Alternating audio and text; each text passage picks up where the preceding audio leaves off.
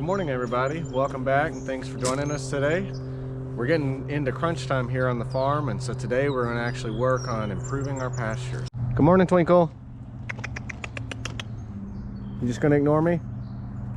Twinkle! Twinkle! For those that are new to the channel, thanks for joining us. My name is Storm, and we're here on 7 acres. We're kind of an upstart, little homestead farm. My wife and I do not come from farming backgrounds, but we're here to kind of learn how to be a little bit more self-sustaining and also start a small farm and maybe branch that into something bigger, Lord willing. So our purpose of our channel is really just to help keep the family tuned in to what's going on here, but we're also trying to share lessons learned with those of us that are maybe in the same boat. So we're gonna continue to have a lot of trial and error things as we go, and we're gonna make mistakes and learn from those hopefully, and just share that experience with you guys. As for getting to crunch time here, we're in early February. We've got a child on the way that's due within a few weeks. We've got all the farm animals that are coming here in the spring, where we're expanding our bird flock. We've recently added pigs, and we're going to be expanding with that some more. And then just continuing to learn, and we've got some other stuff happening that I've teased once or twice already, but I'm not ready to share yet, just in case things don't work out. We've also got the garden that we're planning here in the next few months, so we got a lot going on. I've got to do some work out on the pasture, and I'm going to bring you guys along and show you what we're doing.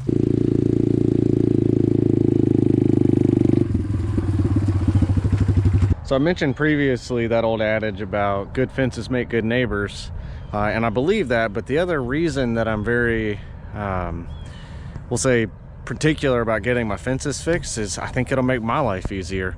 And so I probably would not have put up a bunch of permanent fences had I bought the land raw, but I live pretty close to some other people, and I don't know if you can see some of these houses around in the background here. Those are up near my house. And I've got a neighbor back in here behind me, back at the back of the property. So I don't want to cause any trouble with those guys, but I also want to not cause too much trouble for me. So I'm going to work on the fences to try to help keep my animals in. But one of the big reasons is if I can get a hot wire run across the top of my permanent fence, then I can use that to tap for my electric nets. And then I don't have to worry about setting up and moving a solar charger all over the place all the time. Now the problem with my permanent fencing is that it hasn't exactly been cared for over the years, and while it's in serviceable condition, it needs some service, especially some of these wooden posts. And so one of the big things that I'm going to try to work on today is figuring out if I can get this into a serviceable state. And I don't know what that's going to look like just yet, but this post and everything has been pulled in towards this center, and well, the post seems pretty solid despite the fact that it doesn't look all that great. The problem is I don't think I've got a good way to pull that back straight without breaking stuff, and so I think ultimately this will need to be dug out and replaced. But the fence is kind of wrapped in here in kind of an unusual way, and since I'm not planning to use the perimeter fence as a real serious barrier for a while, I want to see if maybe I can't just find some way to make this usable. And one of my ideas is actually going to be maybe using that tree. So one idea is I think I'm going to top this tree and cut back a lot of these limbs and actually see if I can't either pull this up to that straight, or potentially just tie this post, which is also pretty solid but bent, kind of leaning. I may use that to tie into the tree to help kind of keep stuff pulled out a little bit. So anyways, I'm going to work on clearing a little bit. I've cleared a lot down through there. Most of it's cleared from about a third of the way down all the way back up to that blue building back there. I don't know if you can see the blue building just there. That is my chicken coops, and I'm going to put my my fence energizer in there, and then run the hot wire all the way to this corner. And if I can get at least one side finished today, that would be a huge win for me. All right, so I've got this corner cleaned up a little bit, and I've been still trying to devise a plan on what exactly to do with this post. But what I think I'm gonna actually try is to go grab a couple of my big heavy ratchet straps and see if I can't anchor this post to that tree and this post to that tree and sort of pull stuff up straight.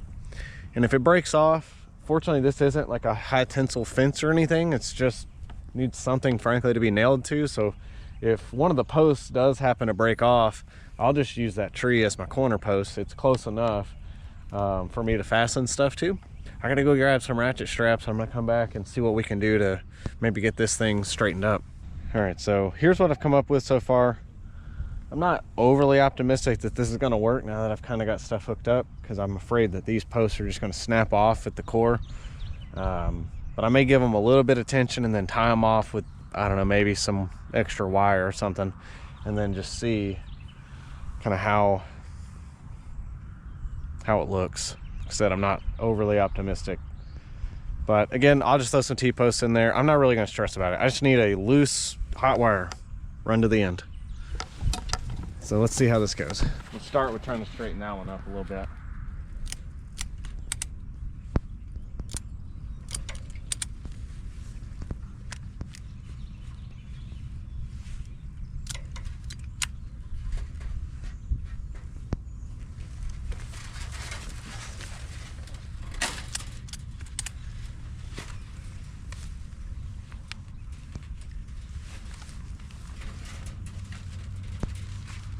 Well, good news is it can't really go anywhere. I mean, it's still pretty solid.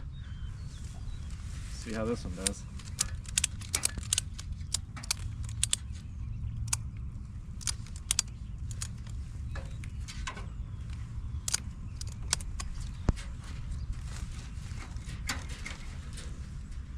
Well, that one's moving quite a bit.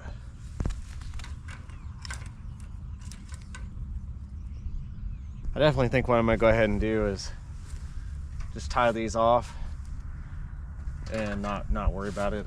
I don't think it's worth the time. I'm gonna cut all this loose wire and then maybe use some of that to help shore some things up, just to make sure that this isn't gonna fall over. These are a little bit more solid than I thought they were. But I think I'm still gonna use that tree as my anchor, just because it's still living and it's well rooted, and well, I got a lot of pressure against it right now and it didn't budge. So I'll show you guys what I've got after I'm done. All right, so I finally kind of got this worked out. It's not perfect, but I think it's serviceable. So I've got this wire. This was just some of the excess that I cut off up here, probably the old hot wire. And I anchored this post. Let's see, am I getting that good? Yeah, so I anchored this post back to that tree. And I've got this, it's nice and tight. This one's not as tight, but again, I'm thinking I'll probably end up just taking this corner post out entirely. But either way, what I'm gonna do is actually use this as my corner for tying off my electric wire. That way, if I decide to take this down, it won't have any impact. And if I need to move it at some point, I can, but I'm actually gonna use something that I've been learning on how to set up the corners as far as the hot wire goes, because I had no idea how to do it. So I looked it up, and I bought the book from Polyface Farm. I think it's called Polyface Designs. It's actually a really, really good book. It's got a lot of, I'm gonna say, just experience in it. And I'm not sponsored in any way, but I just think that it's been a really useful book so far, and it's got a lot of stuff in it that, I don't know, it's just stuff that you learn once you do it. And so I'm gonna use that technique, which is, I'm finding pretty common now that I understand it, to wrap around this post, use a ceramic insulator to start my hot wire, and then I'm gonna start here and run my hot wire all the way down to the corner. Literally, this is all you're doing. Run your wire through your ceramic insulator, take it around the tree, get it about where you want it, get it tight, and then once you pull your other wire on here, keep it tight.